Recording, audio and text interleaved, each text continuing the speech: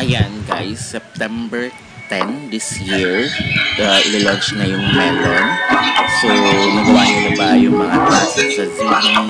Don't forget to join my road to 10,000 subscribers here in my YouTube channel and of course sa aking Facebook page as well. Marami akong exciting, more upcoming prizes.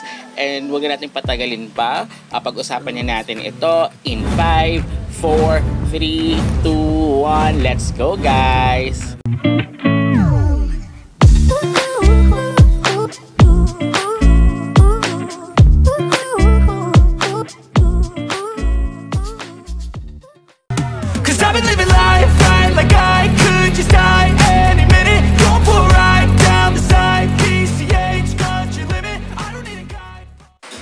Hello everyone! Welcome back to my YouTube channel. This is Maj, and for today's video, i-update ko kayo regarding kay Melon token. So, it is a mini token guys, katulad ni PayPay.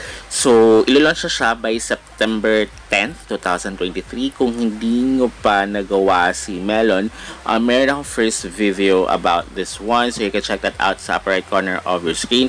Pero kung nagawa nyo na siya sa kanyang website, pero hindi nyo pa natapos yung sa Zili Quest or Zili sa dashboard ng Zili, kailangan ng tapusan kasi September, so matatapos na August, so sayang naman, diba, para at least makaipon kayo ng juice points. And then of course, kung holder kayo ng mga NFT sa kailang isa sa mga communities nandiyan, may chance kayo makakuha ng another juice points, okay? So, ayan, diba, kung nagawa nyo na siya before sa mismong Melon, ayan, makakuha kayo ng 2,500.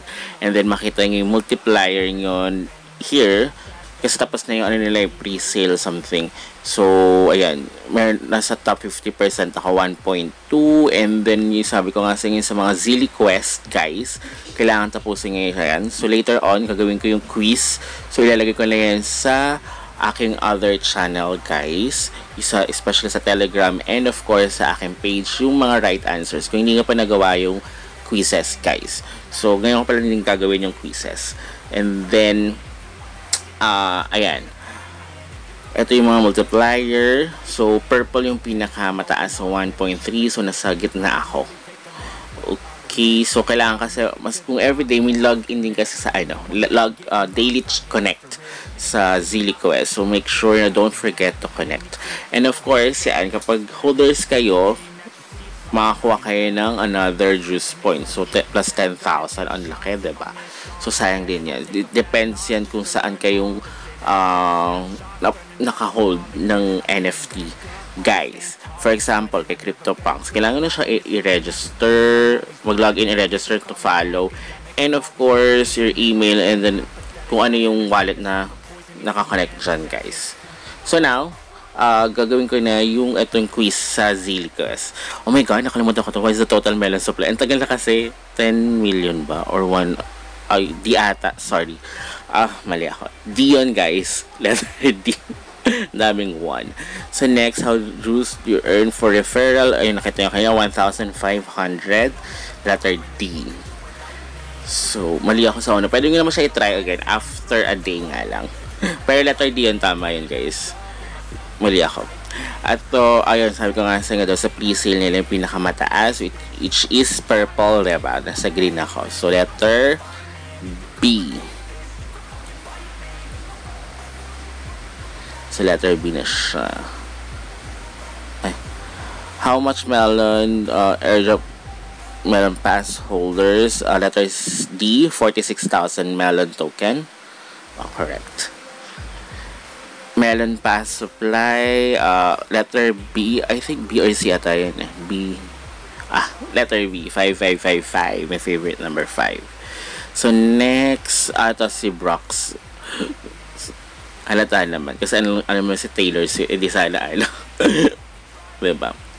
When is the Melon token launching? Diba? So yung pinakamadali, September 10th. Claim rewards. Ayan. So, yung isang mali ko, guys, letter D yun, hindi B, D.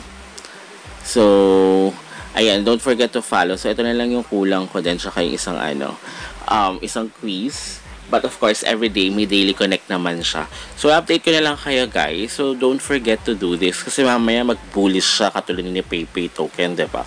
So sayang naman kung magbubulish siya, 'di ba? Wala naman kayo gagastos sa kailangan lang tapusin yung mga quest. So nagawa na natin. Ito na lang din invites. Kung magkakaroon kayo ng invites, additional din yan guys. If you want to have more juice tokens. So ayan, so natapos ko na lahat. So ito in review pa kasi yung yung sa hashtag hype. So i-check pa nila yan kung tama ba yung ginawa mo or hindi, 'di ba? Kung nagawa mo talaga ba yung mismong task. So ayan, natapos na natin lahat except sa invites, and the last one babalikan ko na lang siya.